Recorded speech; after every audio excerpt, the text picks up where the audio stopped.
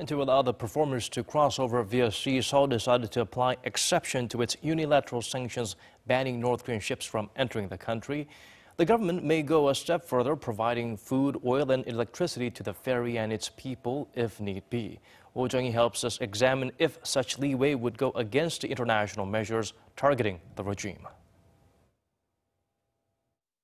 The South Korean government says it might provide some essential support like food, fuel, and electricity to the North Korean ferry while it's docked at Mukho.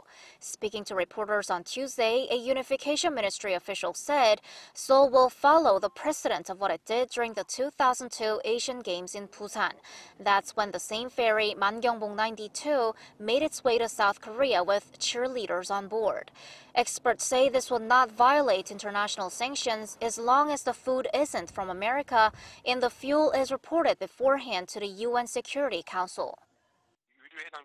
The UN sanctions resolution bans the provision of fuel, but we know that this is for the convenience of the artists and others on board the ferry, so it would be hard to call this a violation. There has already been controversy over whether the Mangyongbong 92's entry into the South Korean port violates Seoul's own unilateral sanctions, the May 24th measure. Adopted in 2010 after a North Korean submarine torpedoed and sank the South Korean warship Cheonan, the measure banned North Korean ships from entering South Korean waters. Seoul decided to make an exception for the Mangyongbong 92, implying that it does not plan on lifting the sanctions. But experts think Pyongyang did have a reason to some extent for choosing a ferry this time.